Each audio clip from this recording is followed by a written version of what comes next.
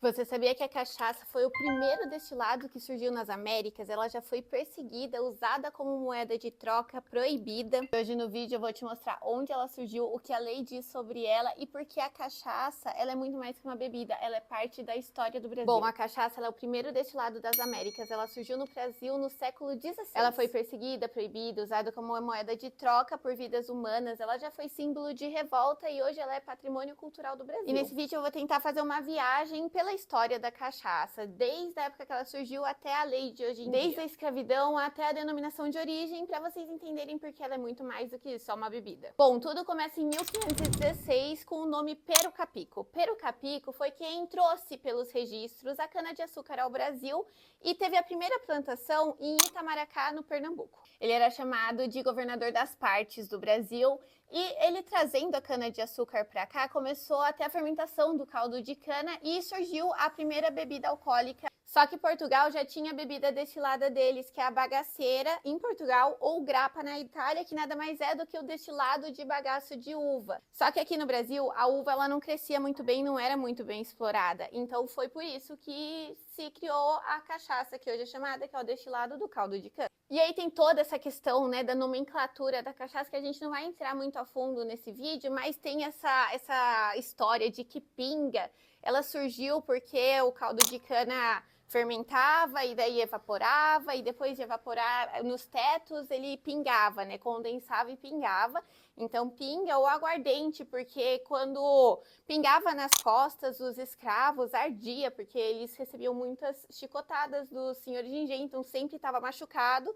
E é álcool, né? Então arde, daí chamou de aguardente, mas assim, isso são só histórias, a gente vai entrar em... A verdade mesmo é que a cachaça era muito usada pelos escravos para aliviar a dor física, o esforço excessivo do trabalho, a tristeza, a solidão e tudo mais. Só que daí teve uma época que a coroa portuguesa decidiu proibir o comércio de cachaça no Brasil. Por quê? Porque estava diminuindo o consumo da bagaceira e do vinho, que eles ganhavam impostos sobre isso, então eles queriam que vendesse mais essas bebidas importadas, mas a cachaça já estava tomando lugar. Então foi em 1647 que criou a Companhia Geral de Comércio de Portugal, que fazia todo esse negócio, né, de tentar proibir a produção e a venda da cachaça no Brasil. E daí de 1659 até 1661 teve a chamada Revolta da Cachaça, que eu aposto que você nem sabia que tinha, que foi quando o governador do Rio de Janeiro, o Salvador Correia de Sá, ele ordenou que destruísse os alambiques. Então teve toda uma movimentação de tacar fogo em alambique, em canavial do Brasil. Só que daí os senhores de engenhos ficaram muito bravos, porque eles usavam a cachaça como bebida deles e também usavam como moeda de troca.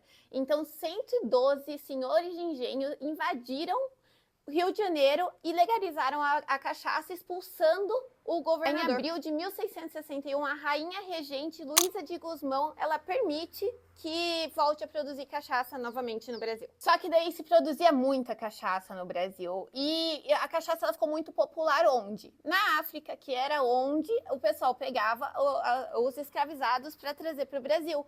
Então o pessoal começou a trocar escravos por cachaça, porque a bebida se popularizou demais. E também teve todo um fato que os senhores de engenho, eles perceberam que a cachaça, elas acalmavam os escravizados e diminuíam o tanto que eles ficavam revoltados. Então tinha muito menos revolta quando eles bebiam cachaça, olha só. E ao mesmo tempo, os escravizados, eles bebiam cachaça para suportar a dor, o esforço, a solidão, a tristeza e tudo mais, né?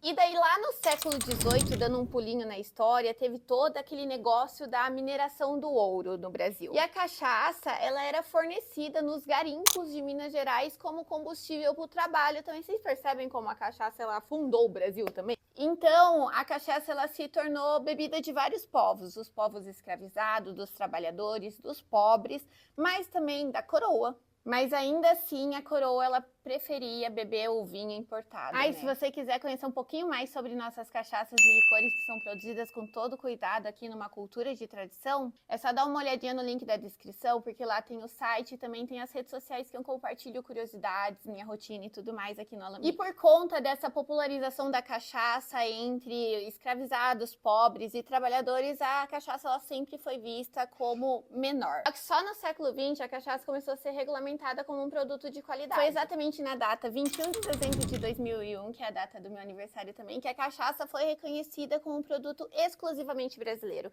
Então ela começou a ter denominação de origem do Brasil.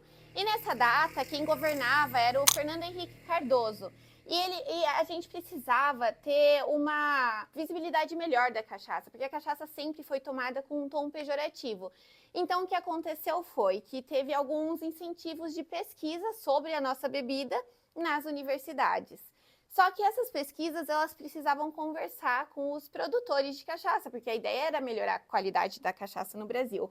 Então, começou a criar concursos nacionais de qualidade de cachaça dentro das universidades e começaram a ser chamados produtores do Brasil todo para participar desses concursos. Então, no início, começou muito concentrado a USP de São Carlos e a Unesp de Araraquara a fazer esses concursos, e foi lá que meu pai conheceu professores, alunos e começou a ter parceria com essas faculdades. E nesse período começou a ter um crescimento do reconhecimento internacional da bebida. E hoje a cachaça, ela tem uma denominação por essa lei aqui, que diz que a cachaça é um produto feito exclusivamente no Brasil do caldo de cana fresco, né, um destilado do caldo de cana fresco, entre 38% e 48% de teor alcoólico, isso medido a 20 graus Celsius de temperatura, e pode adicionar 6 gramas por litro de açúcar sem avisar o consumidor, o que eu sou totalmente contra.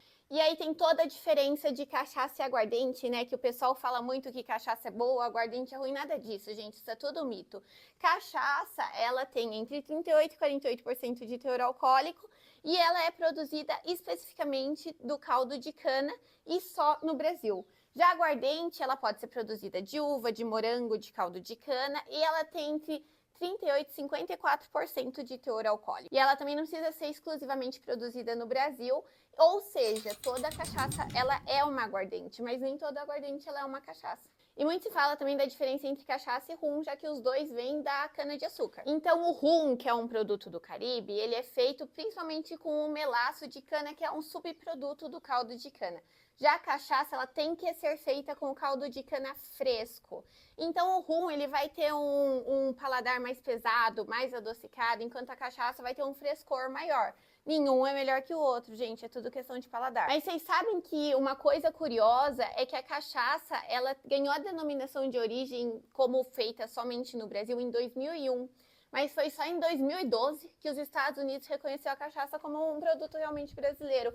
Antes disso, era uma luta, porque os Estados Unidos queriam que a gente chamasse a cachaça de rum brasileiro, o que não faz sentido nenhum, né? E depois disso, só que a União Europeia foi reconhecer a cachaça também. Mas hoje, ainda bem que ela foi reconhecida, tem até drinks próprios no IBA, que é a Associação Mundial de Bartenders. Enfim, ela já está bem avançada.